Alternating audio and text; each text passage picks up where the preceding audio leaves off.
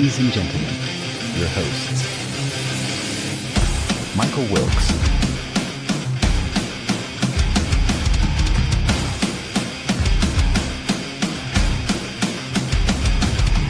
Angel Ortiz,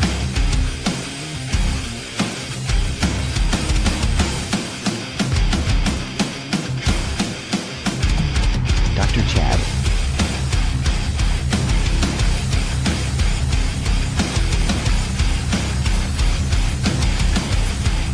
and Sam La Cavera.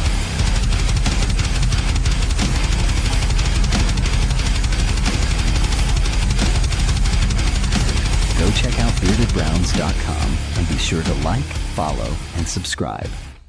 Enjoy the show. What is up, everybody? Wonderful Tuesday night. It is steamy hot outside finally. No rain, no change of weather. My sinuses are flaring up. Other than that, it's been a great day. How about you, Mike? I don't like the steamy hot. Right. I'm good on that. I'm cool with like 65, man. Let me there. I'm cool with that. I'm good. I'm in Florida mode. Next week I'll be in Florida at Disney with my 3 kids chasing my 1-year-old around, and it's going to be exhausting. So I'm kind of chilling this week leading up to that. So we have a big announcement coming up after we got a couple of guests, but after our guests, we have a pretty cool announcement for next week's show. If you guys want to stay tuned for that. Real quick, Mike, anything Browns related you want to talk about before we jump into our guests tonight? Nothing, man. I'm excited to get on to this right now. Who cares about the Browns when we have something more important to talk about than a quarterback battle or who's going to start at center, right? Like we don't care about that. I can wait another week. Either way. I'm sure we're all over the quarterback battle talk for now, right? Yeah. At least Draft is over. That man, season's moving along quick. Yeah, OTAs is starting next week though. That's Miles is not going to be there. I'm sure that's going to be a debate all week when I'm in Florida. Yeah, that's Miles' thing. But if you guys go to beardedbrowns.com, I did put a countdown for the season to start up on the website. Check it out. It's kind of cool. You know exactly how many days until we win or lose, right? I mean, they'll be in Florida, so we'll find out. Playing the Jacksonville Jaguars, just how ready Todd Monken is going to have this team. We're going to find out who's the starting quarterback here soon. Hopefully, he's not going to drag that out like Kevin Stefanski did. We're going to find out if Casey Concepcion can actually catch a ball, and Jerry Jeudy if he learned to still catch a ball after being in the league for a couple more years. But yeah, we'll see. It's going to be fun. We're going to see. But let's transition now, guys. We have special guests tonight. Mike, if you want to play the video, then I'll do the intro.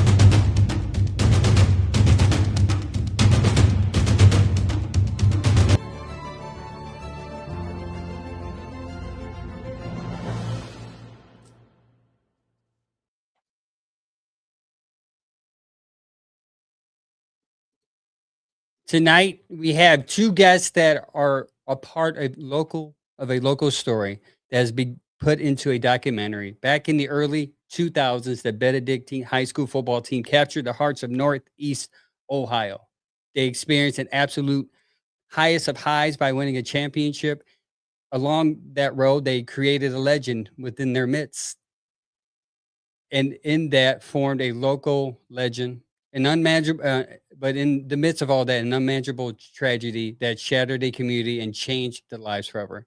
Now that story is being told in a raw, powerful documentary called Mr. Football. Joining us today on the Bearded Browns podcast to talk about this film are 2 men who actually lived it. First, former Benedictine player who stepped behind the camera to co-direct and produce this incredible film, Jim McCarthy Jr., and sitting right beside him. It's the man who was the offensive engine, the legend of the team, the 2003 Mr. Football himself, Ray Williams. Welcome to the show, guys. How you doing? Good, good. Thanks, guys. Appreciate it. Appreciate you guys. What is that, gentlemen? You guys make it so very easy to talk about this documentary, by the way, just to put that out there. I wanted to touch on that first and foremost. Yeah, this documentary is, if you have not seen it yet, it's Mr. Football. I got it on Prime. Mike, you saw it on Prime also? No, I got it on Apple TV. Oh, Apple TV. It's got some good options here to watch. Watched it on Saturday or late Sunday morning or 1 a.m. But they're here today to talk about that documentary. Before we get into that, guys, I kind of want to know some Browns questions real quick. What do you guys think of this past draft from Andrew Berry? I'll let Jim go first. Look, I mean, I think the Browns put together, one of, if not the best draft last year. And I think, time will tell, but I think Andrew Berry has a really good chance of doing it again. I'm a big fan of every pick. I like how they moved back, and I think they made every pick matter. So time will tell, but I'm excited. I'm gonna start off by saying I'm a true Browns fan, so I've been watching for as long as we can think of. The way we did what we did this year, I was so happy with Andrew Berry, how he traded and got the extra pick for us to get another receiver, and we still got our alignment that we needed. I feel like he get into his groove, so he knows what our team need, and he doing the right things. It's just that now we come to staff and everybody else got to get on the right page, and I think we can make some noise, man. Andrew Berry does that to you. I'm sorry, Angel. He brings out that trade, and everybody's like, "No, why are you doing this right now, dude? Why? Why now?" And then completely redeems himself. Sorry. Yeah, if you're a football guy and you know what's going on, you'd be like, "Why right now?" Because you want this person. But then when you think about it, we got an extra pick out of it, and we still end up getting our lineman that we really wanted. So we benefit out of it. And we need receivers right now. So that was big. We got two top guys that should come in here and help our program. With Todd Monkey being the head coach, I feel like we in good hands right now. Speaking of receivers, what do you guys think of the quarterback situation? Who do you think will start? And I think there's two types of conversation that should be going on. One, who should start, and who is going to start. I can tell by those smiles you guys disagree with each other, don't you? We never really talked about this yet, honestly. Oh. So, well, I'll say, so both of us have become really close with Bernie. So I'm kind of laughing because this is sort of, this came up the other night, just we were out to dinner or whatever, just we were talking about it. And, we were going back and forth. And I mean, I think Deshaun's going to start. I strongly think he's going to start. They spent the money on him. They have the investment. They gotta give him a shot. But I mean, look, it's the Cleveland Browns. We're going to have at least 2 to 3 quarterbacks this season. Maybe 5. I think what Andrew Berry did last year, it was almost like they brought Flacco in for like an extended preseason, and then kind of see where you're at after 4 weeks. And that's what him and that's what maybe where I was smiling is where we argued a little bit. Or I said, look, like this is a brand new offense. Either way you look at it, this is a brand new offense. And him and I both know better than anybody, when you're installing a brand new offense, you don't have an identity. It's going to take a good 4 weeks for them to put some momentum together. So I think us as Browns fans, in my opinion, we just need to have that expectation that it's going to take a good 4 weeks for this to gel, and we need to give it a little time, and then hopefully the defense can keep us in there, and they can make some improvement after week 4, week 5. because he was already saying the keyword by Sunday of draft Sunday. So that's why I was trying to level set his expectations just a little bit. Playoffs. I'm gonna piggyback on what he said about Deshaun Watson being the starter. But me personally, I feel like with Tom Muckett coming in, yeah, it takes time for an offense to gel. But we got a lot of hungry guys with that whole new line. Everybody want to come in and prove themselves. Everybody want to play. We playing for the Browns. So you get here and you got a new coach, you got a new system, everything going on. I don't think he's gonna put us in situations where we can't be successful. So yes, the offense is gonna look like it's sputtering at time because we may get 3 and out, but that's football. So and I just think that these guys are so hungry for what we got going on here in Cleveland that they gonna learn whatever Monkey is putting out and do it to their top ability because they want to be great. They want to do something here in Cleveland. Who don't want to put their name on something here in Cleveland? This is the prime place where you can put your name on something for the rest of your life.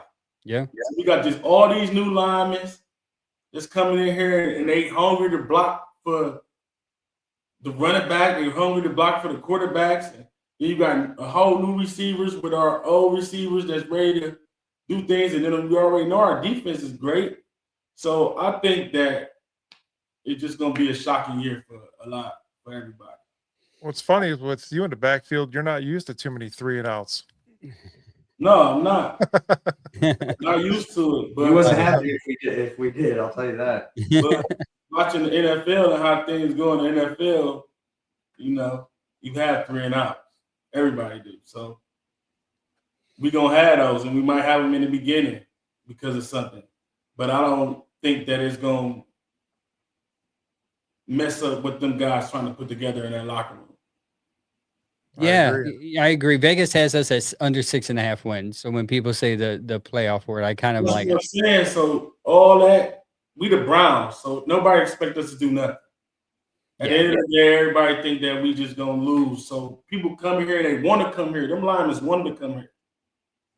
So that's a great thing to have linemen that want to come here. And then the first thing they say when they get in the locker room is they can't wait to block and do certain things for guys that they know that they was coming here to get for. That's huge. What I see as a running back, when Junkins met his lineman and they telling him that they can't wait to block for him, you know how huge that is as a running back? Makes you excited now. Here and they really producing and trying to do things. Your eyes it get real big for you as a running back. This could be a hell of a year for me. If I got guys that's willing to lay it out, that's willing to really do this, and they come here for this, that's big, I think. Yeah, it's a good perspective from a former player having a line that wants to come here and play. They're excited to play. Come back and prove himself after all his allegations, but people are still forgetting when he played, he was 5-1. He was 5-1. If y'all go back and look at it when he played, he was 5-1. So he didn't have the 200-yard passing games, but we won games. He broke his back against Baltimore, down 12 or 13 in the fourth quarter. Yeah, that was big. A lot of people forget about that. Yeah, a lot of people are forgetting all that. They don't. They just. Oh, he didn't have 200-yard passing games. He didn't throw for 1 touchdown. We won games. He was 5-1, and it was his record. So he's ready to get the big bucks. So he's gonna start, and then he want to show that he can do this thing again. I believe. I don't think he want to go out as a shoulda, coulda, woulda after everything that happened to him. So I think he want to get back in here and show that he can do what he do. But if something happened to him, then we got Shador that's learning and ready to do the same thing. And then we also just got that rookie guy. That's pretty good. Jalen Green. Yeah, that's running the 4-2. Yeah, the one thing I want to say before we close the Browns discussion is, and going back to Andrew Berry, I think it's clear that they've put it up, they've injected a lot of talent in the last two years. That's clear. And what I'll say, and I think Ray can be a testament to this too, we've been around some of these guys. They're a good group of guys. Like, they care about each other. There's a culture there now where these are good guys that really like love each other and look out for each other. So you're going to start, I really think you're going to start to see that translate on the field now. I think our biggest thing was getting rid of that head coach who we got rid of. And it's coming out with all the guys that's been playing with him. And they come out and saying how he handled things. I don't need to say his name, but our old coach. I think since we got him out the locker room, and the guys is about to start gelling, and now we got a guy that we can believe in and gonna put us in great positions. I think it's gonna be sky's the limit for them guys. Yeah, honestly. We say this every year. Next year the Browns gonna do this. Next year, but I feel different about this year because Monken he proven and he for his players. And you can see that now with everything in the clip that's come out. He's about his players. Yeah, he is. Speaking of being about your players, this documentary highlights a couple of players that that we want to highlight and talk about. But before we get into specifics, Jim, you being the co-director / producer, my first question would be how did this idea or this thought come about? Yeah, sure. So the ending or the last maybe act of the film takes place in my senior year, and as that season is playing out, Friday Night Lights came out with Billy Bob Thornton, and there was a group of us on the team that went and saw that movie, and and it's supposed to show these high school kids dealing with these big time pressures, big stage, all these adult things. And it was, really good movie. It turned into a TV show that, went on for 8 to 10 seasons, I believe. But I just remember the feeling of us walking out of that movie, and it was just like, it was almost like dead silence in the car. And our story is still playing out at the time. And we just were looking at each other like, man, people think that's like crazy, adult things, big pressure. Man, they gotta hear our story. And so that's where it sort of ignited. And I think, we didn't have control of how our story was being told in the media, and we knew it wasn't being told the right way. That there were a lot of facts that were left out. There were a lot of facts that were twisted, and they were taking pot shots at high school and 16, 15, 16, 17-year-old kids that just lost their friend and teammate, so there was just this feeling in, my gut, and I think, my teammates' gut, that one day we were going to have our chance to really tell the true side, the full story. And we felt like it needed to be told, not just for us, but really it has a lot of messages that we feel everyone needs to hear, especially in this day and age. Yeah. Ray, was it hard for you when you started the process to relive moments that the word that my wife, she's a therapist, would use is triggered, that would trigger feelings? I don't want to get too much into depth of it because I would love people to watch the documentary. But when things start to happen and it's out of your control, and then now you're reliving these moments through questions and you're explaining how you feel, did you find yourself being triggered in those moments of having those feelings back? Yeah, of course. Especially in the beginning. We first started shooting, talking about it, and actually having to go back over there where it happened and show them what took place. So I just felt like it was time for us to put it out there. And plus what I was doing at the time, coaching kids and seeing what's going on in our area and all these kids getting in trouble, I needed to show them what I've been through and how easy it is for you to get roped up in some things and your whole life change. So I think it was about timing and where I was at in my life that made it easier for me to get through it and make sure that it was a complete situation. As a filmmaker and a friend, how did you find the balance between honoring Lorenzo Hunter's memory and documenting like the harsh reality of everything? Because like you said, like there's two sides to the story. Like this side of the story that was tragic, you needed to tell because that was probably the catalyst part of everything that happened. But you also had to balance the truth because you said a couple minutes ago that there were stories being put out there. And I vaguely remember as I was watching, there were terminologies used to describe the school. And I vaguely remember that on the news. And it actually triggered some memories back of like, wow, man, that's pretty crazy. And how, as a viewer of the news, I was like, dang, that's a bad school. When I have kids, I'm never taking my kids to that school type of thing.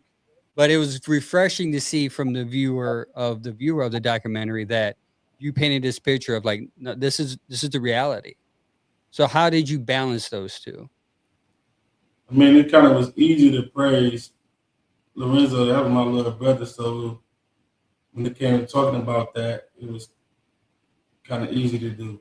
But the tragedy of it all was where the problem came in at, or, you know, reliving that whole situation is where it came in. And we had to step back and take my time with certain things and walk away from certain things because, you know, tear jerkers, or you might start crying or whatever the case may be. But I mean, we got through it.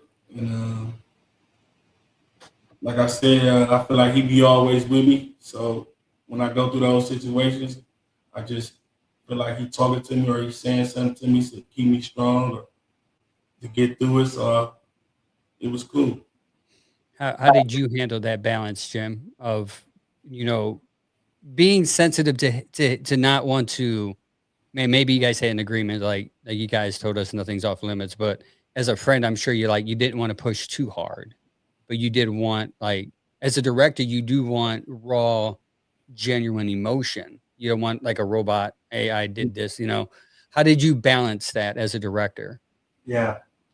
Well, I think first and foremost, I'll say this movie doesn't happen if it weren't for Lorenzo. Like, he was the number one driving force for really thinking about this fairly intensely for 21 years and finally, you know, making the movie. You know, he was number one in our heart the whole time throughout this process, and we really felt like we were talking to him throughout it, like really like having this conversation with him, like, how should we approach this? How would you feel about this? But really just more so like just wanting him to be proud of it. And I think for, you know, a big thing as a filmmaker early on, I realized that I needed to take over the interviews, and I needed to be the one that asked the questions and, you know, kind of decided where that interview and that shoot needed to go. And it allowed me, I think, to sort of feel my way through it, right? And just kind of, because I was still, you know, this story, guys, had never been told before.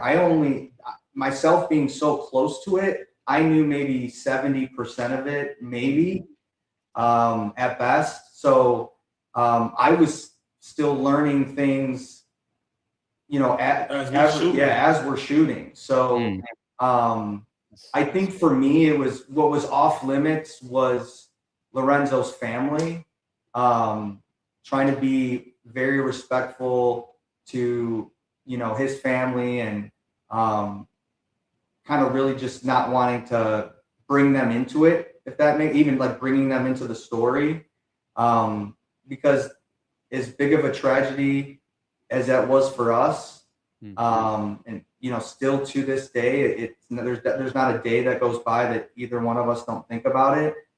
Can't even imagine what that has been like for the Hunter family, and continues to be to this day. So we wanted to respect the family as much as possible, but the heart of Lorenzo is what is the theme and sort of legacy of this film. So just keeping true to him, and what would make him proud is really what we kept in our heart, kind of as we went along, and just kind of followed that next shoot, just to kind of see where we were going next. Kind of made it easy when you're trying to do something to make somebody proud. When you're trying to fight all the demons that's going through you, you still gotta fight through that to try to make him proud. When you think of him, so it's easier for you to get through it, I feel like. And I think that he started feeling that way too. Yeah, and I just also want to add too is, we felt like it was important that we don't look at it like it's any one person's fault, right? Like, this was a group of kids that this sort of circumstance, this perfect recipe of circumstances played out this day. And these was just a group of good, genuinely good kids. Like, we were not doing that stuff on the weekends. We were at school most of the time. So this was just a set of circumstances where a bunch of kids made some really bad decisions, and it led to one of the worst nights of any of us have ever experienced. So, as far as Lorenzo goes, we don't look like it was Lorenzo's fault, or, we didn't want it to be portrayed that way.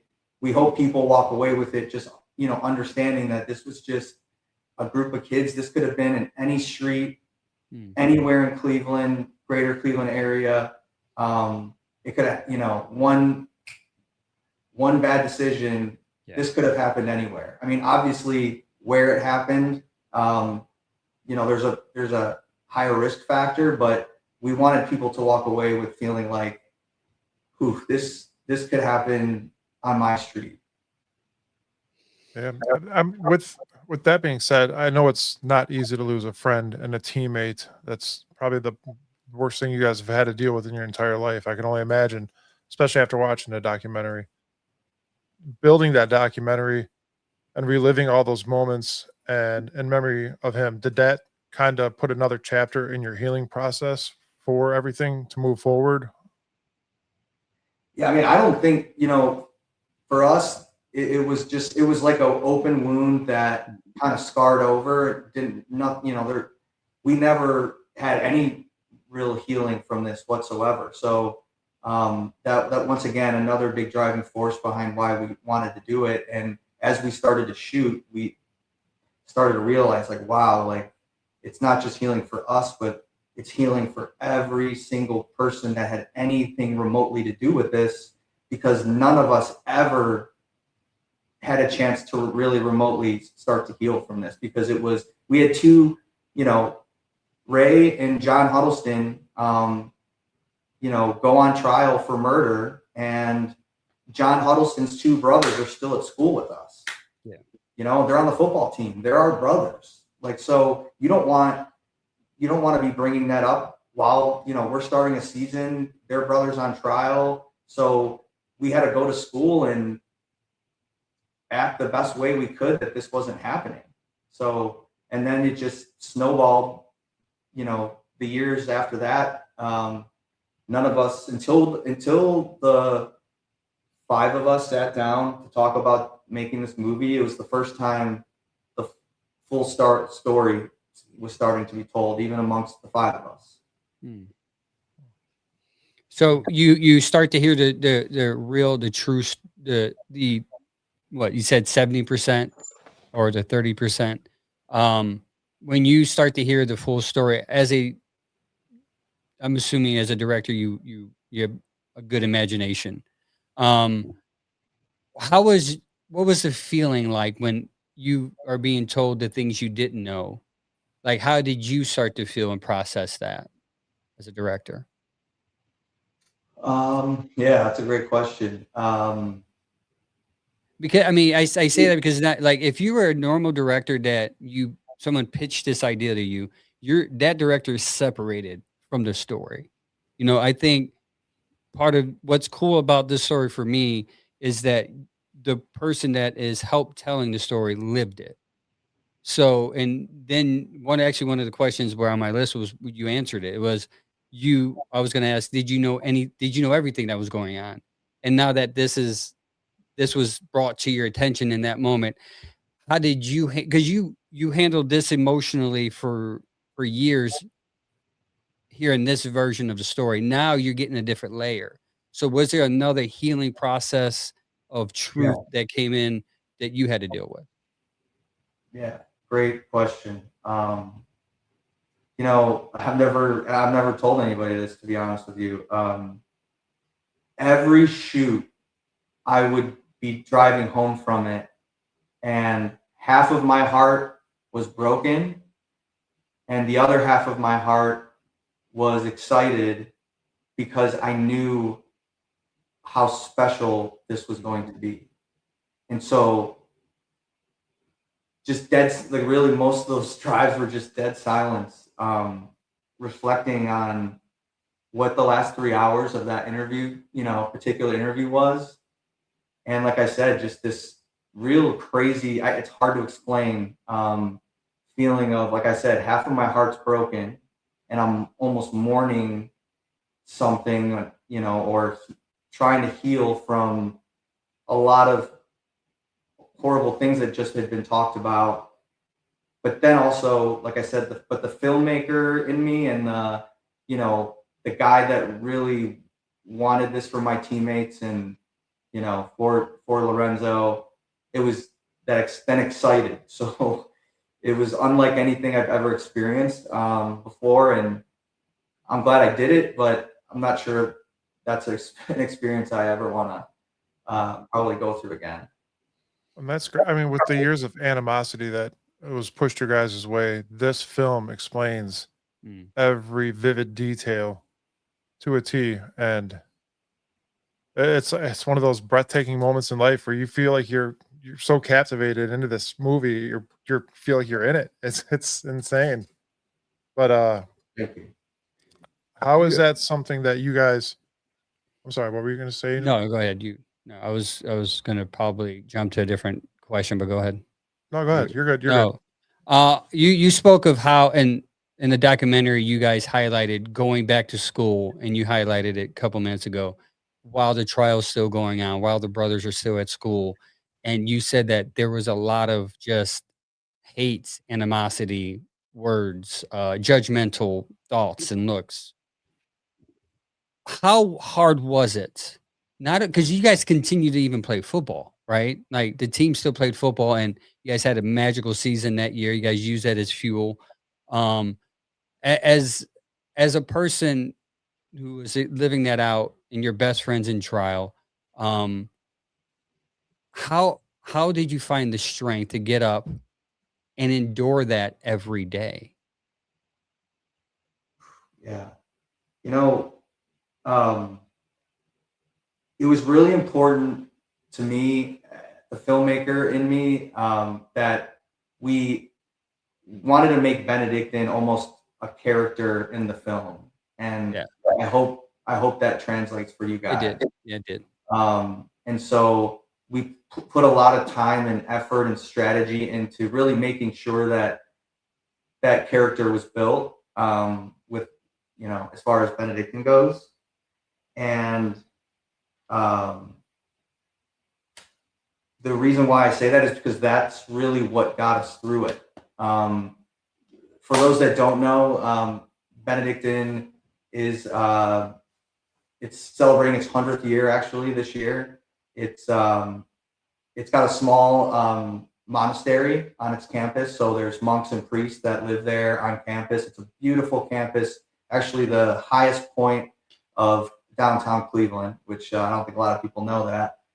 Just an absolute gorgeous view. And it's just a really special place with a tremendous history. And the brotherhood that we built day one, getting into that school, coming from just, it was like I like to say back then, it's not like that today, but back then it almost felt like we were the land of misfit toys, just from a bunch of different places all over Cleveland. And day one, we just built this brotherhood, and that's really the legacy of Benedictine, is prayer and work. That's the motto of the Benedictine monks, is ora et labora, prayer and work. And so, you know, our brother just died, and our two other brothers are on trial for murder, and the most horrible things are being said about them. There was no thought, you know. It was, you got to get up and you got to prove to, you know, in our 15, 16, 17-year-old minds, prove to the world that that's not who we are. That's not who our friends were. And really the only way we were able to do it was on the football field that following season. I like how you said that too, of building back the reputation of the school that, you know, got you guys to where you were. That is great. I know that is a great school. I almost went there. So it is. And guys, we're talking about, you know, just today, Rich Paul, one of the, might be the most powerful agent in the world. The Russo brothers, they're about to come out with, you know, probably going to be the biggest blockbuster movie of all time, you know, next year, or might be this year, with the next Avengers movie. You know, the front office, Tom Moriarty, he's a high up front office of the Ravens, won 2 Super Bowls, very influential with those Super Bowls. I could go on and on. So for such a small little school, for it to produce these types of men, there's a reason. And so we wanted to make sure that you know, that carried through the end of the movie, of how did these kids do this. And looking back on it, it's hard for me to still, how did we do that? I don't know. It was just, we went into that fight or flight mode of, this is our brotherhood. This is what we do. We stand up and we have each other's back. And that was the only answer. Ray, before all this happened, you were cutting people up on the field, man. You were slicing, dicing. You were obviously Mr. Football. You won the award. What pressure did you feel? Because at first, like, no one knew you were going to be Mr. Football, right? So that first year you get in the field, how was that feeling like as a player? Knowing that I do believe, from what I got out of the documentary, you were kind of scouted a little bit, and they wanted you to go there. You're there, and you have the opportunity to be there. He was one of the top. Sorry to cut you off. He was definitely a top recruit in the country for sure. So you're there, first time getting the ball. Was there any nerves? Was there excitement? Like, take me back to the days where you were the offense. It wasn't no nerve, because I love football, so I was doing it all my life. Like, as a kid, when I got to high school, they kind of told me it was going to be different than what I was playing, because it's older, of course. When I got there, I felt like it wasn't too much different. It was a little faster. Guys was a little bigger and stronger, because it wasn't no weight. From where I came from, we had weight. So that was the only difference. But I just loved playing football. So I didn't really even know what I was doing to be making up Mr. Football. I just was playing football, honestly. Just scoring and doing what I do. And then I didn't even know nothing about no Mr. Football award, to be completely honest with you. My junior year, I didn't know nothing about that. Then they came to me and told me that I could get that award.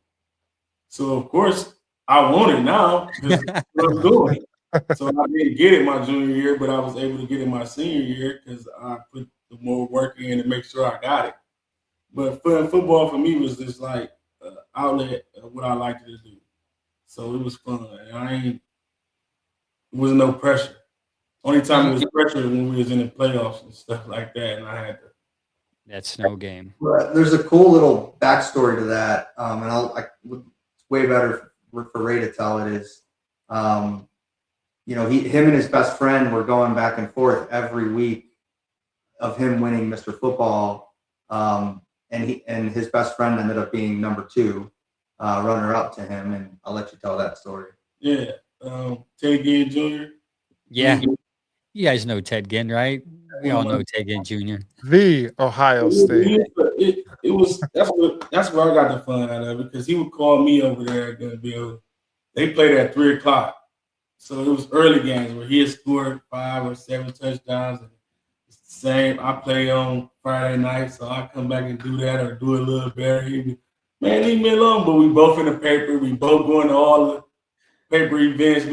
We doing it every week, so it was just like competition, because me and him went to the All-American game in San Antonio together. So it was just fun for us to do it, and we should have probably went to college together and everything else, but unfortunately it didn't work out like that. You know, it seems like he played football for the love of the sport, and that's the number one thing, and that's missing in a lot of today's society in the football world of things. So with NIL, people getting paid, they're jumping ship.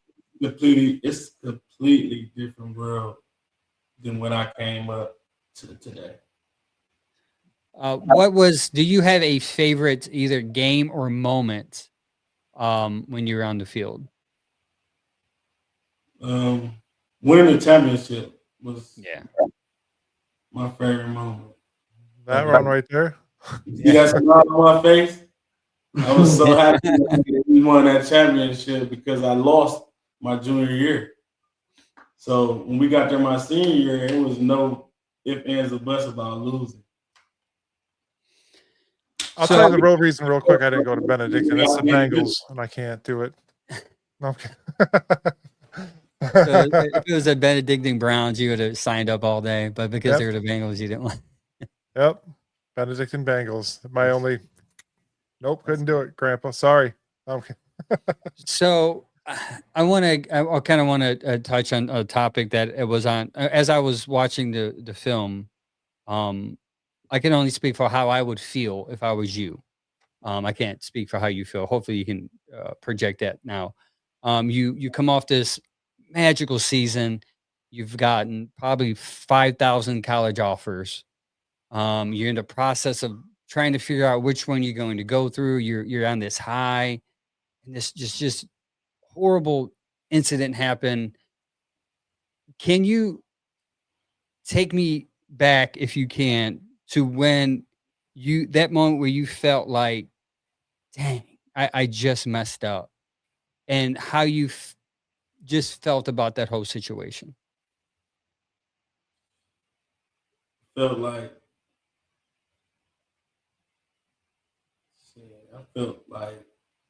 it was over. Like, I felt terrible, like, because that wasn't me. So if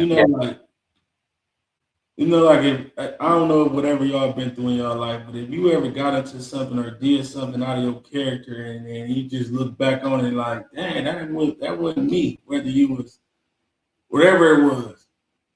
So for that one night, for me doing that, it was just like, damn, I just threw my whole life away, like I said on my thing, for one night. And I just couldn't believe it. So it was just like, when I got the second chance, I was so thirsty to do whatever I needed to do to get it, but I was already behind the ball for what I did. So my second chance was kind of like I was able to be out and do things, but as far as me making it to the league, from where I came, I didn't have a shot. Guys, sorry to cut you off again. I keep doing this, but he's too humble to mention this, but he went on to play at Shaw College and won Player of the Year. Sorry if you did your homework. Yeah, that was you still got to play afterwards. That was still incredible to watch. Yeah. So where I wanted to go was like you overcame one situation, and then there's something else that pops up in that moment before you can get to Shaw. Toledo. I'm sorry. I'm sorry, Toledo. What that moment? It. I'm trying to be calm here. Like when you're doing good, you're being good, you're playing by the rules, and then something as shady as what happened to you happened. In that moment, did you feel like, um, can I be specific? Would that be okay? I don't want to ruin Yes, the go ahead. documentary. Go ahead. Okay. Um, when you go and you get your drug test, and obviously it's clearly a tampered test, and you know it in the documentary, you said the vibe was off. I usually leave. They told me to stay. Like you knew it. You called your lawyer. You were set up for it. You knew something fishy was going to happen, and it happened. And that I'm as a Christian, at some point, when did like you just wanted to take vengeance on somebody because you've been doing things right, you made a mistake, you were forgiven, but it seemed like there was still a target to get you. How in that moment did you not only feel, but how did you overcome it? Because the typical for me, I could just speak for myself. Like I probably would not have handled it as good as you did. I mean, I had the support system around me that kept me male mannered because I got a little hot head at times. So I'll be, I'm an athlete. So you know how athletes is. And I used to be like, why is they on me like that? Like, why is they, like, what did I do so bad that they just own me like this? So my main thing is what I wanted to do was just get far away after I figured out that this was what was going on. And if I knew if I stayed any closer to Ohio, that they was going to plot to get me. Even when I came home from Toledo, my lawyers told me, be good because they could do anything to get you at this point. That's why I was so aware when I went down there to take the test because I'm leaving out 2 days after this. So when I told him I was had to go down there, he told me, call him and let me know everything that's going on. That's why I ended up calling him right when I got downstairs to tell him because this was nothing normal. And then when I got in there and they said that I had to take a test inside, and when I got in front of the judge and she asked them and they didn't say nothing, it was just like, wow, like this really be going on in the world. And I was about to be a victim of it. If I didn't have the people behind me to fight for me to get what I got to have that second test in there, then I would have just been gone for 3 years. And I thought it was a really cool moment where you had a judge that believed in you, right? That she even had the wherewithal to question. Because a lot of judges would just be like, he messed up. Oh well, his fault. But she had the wherewithal to be like, something up with this, man. Like, let's get another test. She kept saying, and why is they so much on this Mr. Football kid? Like she kept acknowledging it. She actually said that to us when we did the interview. That they just was so on you and you hadn't did nothing but do good things. So she was wondering like what's going on, but it was like an underlying story with the prosecutor and being a referee or his people. It was a whole thing that I'd have never got to the bottom of it, but it was some things that I knew nothing about and why they was on me like this. The best part was to watch that prosecutor resign. How did that make you feel inside when you heard that? I mean, because obviously that's somebody that's after you this entire court case. Oh, I felt great. Felt great about it. Like, so did I watching it. I'm not gonna lie. You had no remorse for him resigning because your whole it seemed like your whole career was based on me getting banked. And if I didn't get banked, you showed that you didn't want to do this no more. Yeah. So what did I do to you that was so bad to where you wanted to just see a kid that was doing so well go down for making one night of bad mistake? It's not like I got a rap sheet of 1,000 things I done did. That was the first thing that ever took my rap sheet besides a speeding ticket.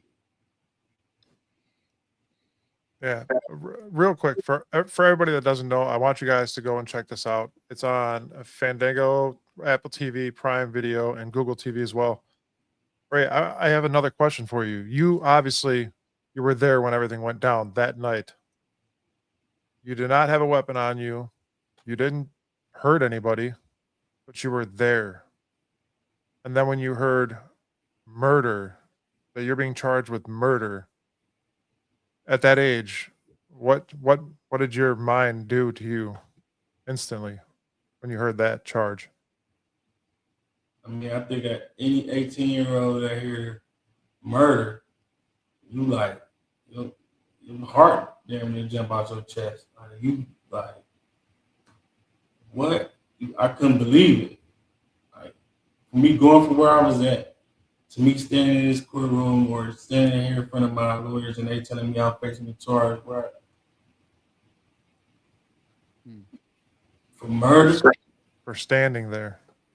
for being there, it was tough. Like the months leading up to that sentencing was very, very tough. But like I said, my support system, my family kept me good. We was all through this together. So if I don't know if I didn't have a support system the way I had, maybe I would have sparrowed out, but I did.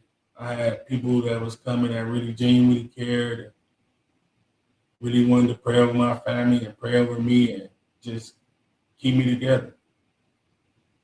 One more thing I want to add real quick, Angel. You guys could definitely add us to your support system. That's for sure. No doubt. Thank you. Appreciate that. Both goes both ways. So the part that got me at the documentary, I'm glad I was up at 2 a.m. crying by myself, was when, because my wife would have made fun of me, was when you got to meet the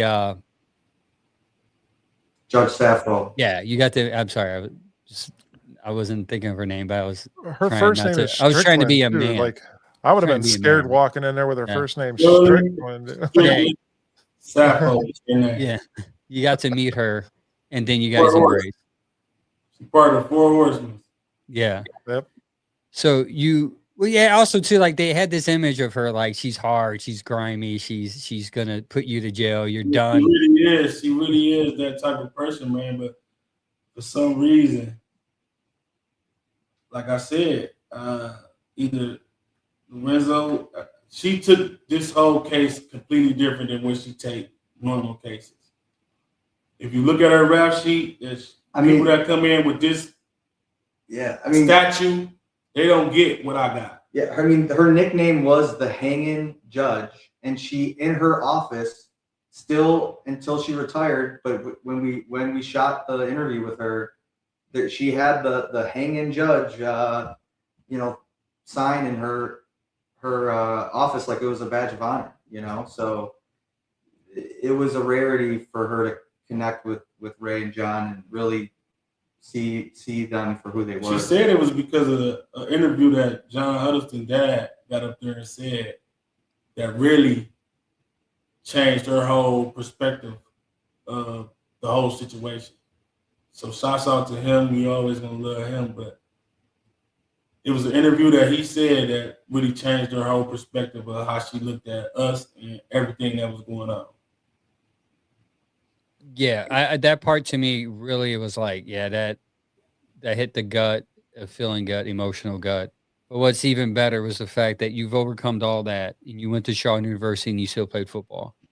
And then after that, you did not let any of the tragedy, any of the situation change your situation. You still stayed positive, you still stay upbeat, and you now are impacting the community. At the time of the documentary, at least, you were coaching football. Are you still doing that today? Not like I was then. I got a 1-year-old baby. Oh, okay. Yeah. Congratulations. Yeah. So I had to step away for a little while to help home at home because my girl is going through college right now, finishing up. Well, she just finishing up. Got her degree. So now I plan on getting back to it in the near future because my other son is 7 years old, so he's about ready. He's about ready to just put the pads on and the helmet. You tell him go out there and run. Catch. Yeah, I enjoyed that. I mean, I enjoyed the whole movie, but seeing you coach the kids of your community like you were coached, to me, I thought it brought full circle, right? Like you could have been bitter, angry, and not want to be a light, but yet you still, in the midst of your darkness, you still expose light. And I'm pretty sure you probably impacted those kids, and you will continue to impact kids, obviously, because you want to get back into coaching, let alone your son, who's going to probably be the next Emmett Smith or Adrian Peterson or Derrick Henry. I mean, he's going to run over people. But either way, I found the documentary to be beautifully written, beautifully done film. And I loved, for me, I the vulnerability of you, who you had the world at your hand. And because, like you said, as a kid, you made one mistake and all of a sudden it was ripped from you. But yet you still came out of it like, hey, I'm still here. I'm still living. And I'm going to be this light for anyone to see that you can overcome tragedy and still be a better person for it, in spite of people trying to screw you at the end, also. Yeah, it's I feel like that's my calling that God gave me right now. So that's what I'm pushing for. Like these kids like to see things. Everybody's on YouTube. They like to. So that's why another thing was important for us to put this out. So now they can really see it. People say it to him all day long. He was good. He was this. He was that. He could have made it. Yada yada yada. But now they see it. So when they see it, it's like, oh, so everything he's telling me, he really was that. So if they thinking about doing some things in the streets, and they've been around me for as long as they've been around me, they may think about this film and be like, no. So that's what I want and hope for that to happen. That means we winning on our side. Whether it's one kid, whether it's 5 kids, whether it's 20 kids. If they think about that film or know me or seen it from a friend or anybody, and they want to go, and their friends saying they want to do some bullshit that night, and they think about that, and they stop them or they stop their friends, and we won. Yeah, very, very positive story.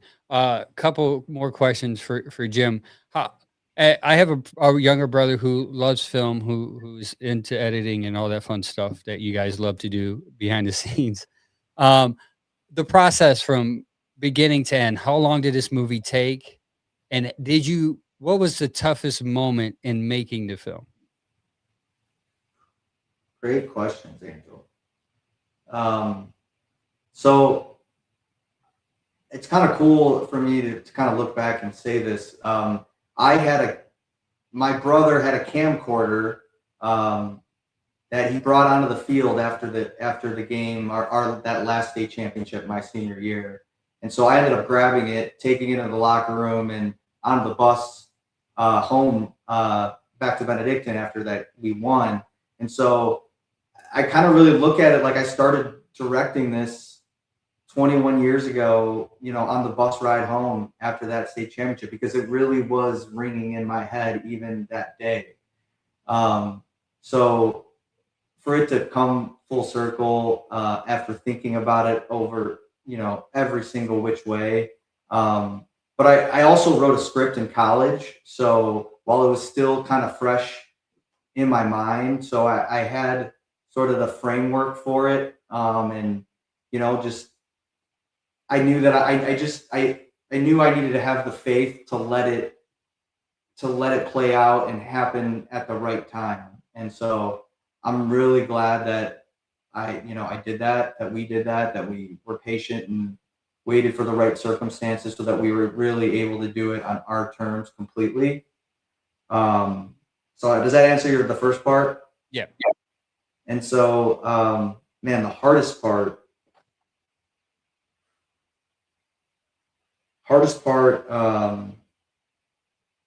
just making sure that, Mike mentioned that watching it for a second time, he really picked up on some more little details. Finally deciding I was done was the hardest part, because I've always been a producer in the marketing side of things, so I had a little bit of experience kind of taking creative and kind of bringing it to life. But I work off of deadlines, and hey, you got to have this done by this date. And so not really having any finality to it, it had to be done when I said it was done, or when we felt like it was done. That was daunting, because of the weight that we put on our shoulders to make sure that every single detail, every second of that, hour and 15 minutes needed to matter. And so, needing to realize, okay, I think we're done, and I think it's time to release this to the world. That was, I think, the hardest part. One last question. You had the chance to screen, Mike was putting up some photos, the chance to screen the film with your former teammates. And I'm sure I don't know if you saw the final cut as the director, but even Ray, you can speak on this too. What was it like seeing everything? You spoke on the finality of everything. You're sitting there with obviously Bernie Kosar and some other cool people in the room and your teammates. What was that experience like, seeing everything that you guys put to work, the interviews, the cutting, the probably reshoots? Finally, you're in this room and you're watching it and it ends. What was your emotions like at that moment? Well, me personally, I felt good about it, but felt great about it. But I still had to leave out of the room because I was crying doing it. So it was like a bittersweet moment to see all this come together and in front of everybody. It was just kind of breathtaking at the time. Yeah. How about you, Jim? I mean, wow. Once again, just like what Ray said, it was such a mixture of emotions. Really, it was like I explained how it felt like driving home from shoot. It was such a combination of really strong emotions at the same time. And I think it was something that we needed a few days to really come down from and really process. But the fact that this thing fractured, we were so close, and this thing fractured us into pieces. So this was the first time all of us had been back together under one roof in 20 some years. So that was so incredibly special. It was such a happy celebration. It was like, celebrating Lorenzo and his life, and really his legacy is this film, because that is who Lorenzo truly was. He put his friends and his family first over everything, and he wasn't going to let anybody close to him even go one day with having a bad day. So it was really just a lot of tough feelings, but for the most part, just this absolute celebration, and just joy, and the culmination of a lot of tough years. Do you have any other projects that you're thinking of working on, or? I'm working on a couple. I'm more as a producer right now. I think taking on another project completely, it seems like daunting. I felt like it felt like climbing a mountain, this project. So, and I also think that because this was such a personal, deep story for me, it's kind of tough to think about what would make me want to really like go all in on something again. But I do think that that'll happen at some point. But I think I've sort of, in a weird way, it sounds weird to say, but almost like I've been spoiled. In that, like, I think that I need to find something that I'm really devoted to and that I really want to pour my heart in. And, you know, we've had some conversations, you know, some different projects. And I think, you know, I need to take a little bit of time. And, this Mr. Football, we still got a lot planned and a lot to do. We've already gone to, several schools and screened the movie and done Q&As, and the kids just respond to it so incredibly. So we've still got a plan. We're gonna go, you know, travel to some other states around the country, and we want to get it in front of as many kids as we can. And so really want to make that the focus for now. That's great. For sure. A couple of things in the comments. James said that's God's mercy seeing the good in you and letting the judge see the good in you. And Rich, he's a Browns backer president. He said the Browns alumni would love to meet you guys. If that's something you guys are interested in, maybe we can connect you with Rich. Sure. And we got one guy, James, said that he watched it and loved it. So anything else you have, Mike? Any questions you have? That Thanks, James. Thanks, James. Browns backers were We definitely tap in with them. yeah.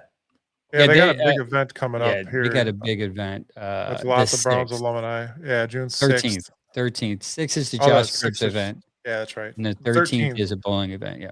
It's out in Canton. I usually have the flyer up to advertise for him, but I did not tonight. So I'm We a wanted to horrible make it all producer, about Jim. Mr. Football. It was all about Mr. Yeah, Football. I'm not the greatest producer, Jim. Sorry. But if you guys are interested in that event coming out, it'll be Browns alumni. You can meet Rich, and there should be some other Browns backer guys there too. They normally mix and mingle together. And we'll be there. The Bearded Browns podcast will be there getting stuff. So you can meet us face to face. Mike can send you that info. It'll be great to have you down there, kind of mingle, maybe do some connections where you can continue to shed the light of this beautiful movie you guys worked so hard on. I almost just slipped up and said who might be there too. Yeah, that's why I've stopped talking about it. Yeah, good thing. Right before the show, we got some news, and I'm not going to spoil it. So, but I want to thank you guys personally. Honestly, unfortunate things had to happen for this film to be created. It's very unfortunate, but what a great movie. And it was, like I said, it was great to meet you guys at the Crunch game and talk to you for a little bit and move forward. This documentary is not just about one person. It's about a group of people that overcame a huge part of their life. And everybody got to take that in consideration. Anything at the drop of a dime could happen and completely ruin you. And that's what this kind of lets you know. So think wisely. Not only that, I think that they are probably still battling with some unforgiveness or some bitterness, but they're still here battling. You know, they're still here being a positive, shedding light, trying to do good. I believe that all things work out for good for those who follow God, or, you know, you try to do good. I think good will come back to you. And I really think that if you guys, whoever's hearing this, watching this, go right now. Well, probably now. It's probably too late in Ohio for you guys. You're probably getting your kids ready for bed. But this weekend, put it in your calendar to watch Mr. Football. Download it, buy it, and you won't. It's the best 77 minutes that you'll experience. Listen, I didn't watch TV. There's things on my list because I have a 9. Well, she's going to be 10, 7, and a 1-year-old. I have not watched TV in years, Mike. Years. Okay. There's Daredevil and Disney Plus season 2 just waiting for me to watch. And I can't watch it because by the time I watch it, I'm too tired to even keep my eyes open. But I was like, I'm going to stay up and watch this movie, and I'm glad I did. Thank you. Yeah, I got a PlayStation and an Xbox and a 13-year-old, so I sat right here and watched it twice. Yeah, it's a battle for the TV. So like when the kids go to bed, my wife is down there watching some. She always beats me, so she's watching some, whatever. Yes, I don't know, some drama show on Netflix. But Yep. I'm just upstairs. Like I guess I'll do some podcast stuff. But thank you guys again. If you have a project or if you have something going on, shoot us a message. We'll have you guys on to promote whatever you're promoting. It was a Is there blessing anything you having guys got going today. on now? Any upcoming events for you guys as of now? No, I ain't got no events going on, but I got some things I want to do for getting elite. But I'll talk to you later about it, Mike, so we can put something together. For sure. Yeah, and then just we're supporting our brother Teddy. Got expansion team with the Aviators. Got a lot of momentum and excitement down in Columbus. So so we got some things going on. But there's some just being his friend and supporting him is one thing, but there's some crossover with Mr. Football and doing some community events. So we got some stuff coming up over the summer with Teddy and the Aviators. We're looking forward to it. We should go down there and watch a game, Mike. You have to. We got 2 Bird home games. I think one this weekend on Saturday, and the next one is next week on Sunday. So let us know. We'll get you tickets. We got you. I'll be in Florida. I have to wait till next year. I'm going. My family's forced me to go to Disney, but I'll be chasing around a 1-year-old. They're like, "You gonna go because he doesn't ride rides and you don't ride rides. You guys are partners." I'm like, "Great." You gotta spend money chasing my kid when I could do it at home. But thank you guys so much. It's a blessing. Again, we'll link up. I'll send you Rich's number. He's a Browns Bracker guy, and then maybe you guys can come down and Canton do some promo down there, and you guys can link up with people. Appreciate you. Awesome. Yeah, Thanks, fellas. Appreciate you. Go Browns. Go Browns. Yeah, go Cavs tonight. Yes. Oh, I forgot the Cavs. Let's go. I will talk to you guys soon. I appreciate again you guys coming on, and we'll definitely link up here soon and get some things going. Be great. Appreciate it. Mr. Football, ladies and gentlemen. Again, go check it out. You can get it on Fandango at home, Apple TV, Prime Video, and Google TV. And if Jim will give me one of those jerseys, I'll buy the movie 17 times. Okay. Benedictine production of Lorenzo's jersey. So he's always with us. That is awesome. I didn't even notice that. I couldn't really see the number at all, so I didn't even put that together either. Dang, dude. Nice powder blue and white, man. That's right. I could have been that, but I chose green and yellow. Worked out for us. What's that? It's Aviators colors too, so it worked out for us. Oh, it is. You got a little red in there, but Yeah, nothing wrong with that. Awesome, Thanks, guys. All right, appreciate it. We'll see you guys soon. That was awesome. Yeah, that's a good movie, man. I felt like, I know it said 77 minutes on when I clicked it, but it didn't feel that long. It was well put together. Oh, and I really don't know how to the movie was so good. It really is. And I didn't want to give too much away on the show. Yeah, that's why I didn't want you guys to tell the whole movie, because I want you guys to go get it. Yeah. I seriously, man, I can sit here with my eyes glued open and watch it again. I might watch it again tonight.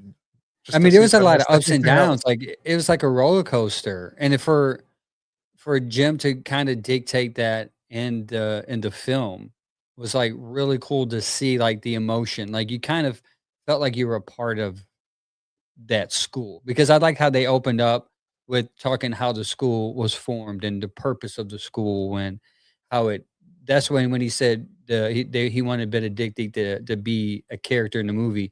They did that from the jump. So it's well put together, really well put together. I recommend it for sure. Yeah, without giving too much away, definitely worth the watch. Definitely check it out. Weekends. Oh, it's only Tuesday. I was going to say the weekend's coming up, but man, it's a long week. It's always a long week when you're about to go on vacation, right? The longest week is the week before vacation, where it's like every day feels like 84 hours. It's like, man, I just want to go home and just get this day over with. But I've been on vacation for a week and a half. I've been mowing my lawn every day. Best vacation of my life. Hey, yeah, you didn't get a vacation for what, 10, 13 years or so? 15. 15 years. So you're kind of like, I'm making up for it, man. Yeah. Making up for it. You want to talk about next week's show, though? Yeah, really quick, I want to bring something up. Everybody, we do have a Patreon now. You can go on there and support us, and Yep. we have you can become a club member. James Frank was actually our first club member, and there's going to be some things that come along with that. You'll be able to get access to our Discord, which we're going to start being on a lot more this year. There's going to be a lot of in-game chatter in there, as well as some other things going on. You'll get first dibs on events that we have coming up. And some other exclusive offers. We're gonna probably be doing some behind the scenes stuff here soon as well, especially from like our events coming up. How serious he is, and I mean not serious. I'm not gonna say serious. He doesn't care what other people think. Yeah. I'll let you know his opinion, which is great, and that's what we do here as well. So, like, I'm gonna let you know my opinion. It's 8:46. We just got done with a great interview. Who's ready to watch the Cavs beat the Knicks? Cavs Knicks game 1 in New York. Hopefully they win. Set the tone early. It's Game 1. yeah, that would help a lot. Maybe people will stop talking about quarterbacks for a couple weeks if Cavs are winning and going to the finals. Yes. But yeah, just a couple of things, man. The G Bush 13th, June 13th in Canton, bowling, Toys for Tots. On the 6th, Josh Cribbs is going to be at Tuscarawas, Tuscarawas Shenanigans. Shenanigans for autographs. We'll be Dover, there. in Dover. That's in Dover. Yeah, in there. Dover. Yeah. So, go there, get Josh Cribbs, meet Josh Cribbs, shake his hand, get an autograph. Tell him to come back. And then go to Canton the week after and then bowl. And then you get to meet some alumni there. It's going to be a fun after being off for a year. I felt like I was off. I couldn't do too much last year because you have a 1 year old, less than 1 year at home. Your wife was like, no, stay home, jerk. I was like, it's just, I'm going to try to do as many events as possible. I'm ready to bust out of my home. So whatever event you have, if you want to invite me, please do. I'm desperate to get out of my house. But we're What's going up, to do a Dave? lot of cool stuff. What's up, Dave? We're going to do Dave a from lot of Red cool Line. stuff this summer. Yeah, there's going to be Hopefully. a lot of stuff coming up this summer, guys. That's why you need to sign up for our Patreon, right? Yeah, and we are actually trying to plan a couple events actually, at Dick's House of Sport, guys, out in Strong. So be sure to check them out as well. Great people out there. Me and Angel will be there this Sunday as well. Yeah. I think. I'm pretty sure we will Yeah. be there this Sunday. Yes. But yeah, that's about all I got. We got camps coming up. So look forward to some news coming out. Hopefully soon we'll get something. That'd be great. Obviously quarterback controversy will never stop in Cleveland. So look forward to a lot of that. And then I'm really looking forward to what these wide receivers are going to be able to do on the field. That's my biggest hope for this year, and the offensive line, obviously. But Definitely, that's what I was going to say. I'm more interested in how fast the offensive line is going to gel, and because obviously we saw last year, it doesn't matter who the quarterback is if the offensive line sucks, right? All the quarterbacks stunk behind that offensive line because they didn't have any time to really process. So it'll be fun to see that happen if that happens. it's But going to be we'll be here covering it Tuesday, Saturdays, yes, 7:30 7:30 p.m. Tuesday. Wow, I just went dyslexic there for a second. Yeah. But yeah, Tuesday 7:30, Saturdays 10 a.m. for the Browns Morning Brew. Be sure to join us, guys. We will be here every day talking about Browns football. We love it. All right. So don't forget Saturday 10 a.m. Tuesday G Bush 7:30. Until next time, like always, Go Browns. Browns. Sign up for our Patreon, people. Do it now.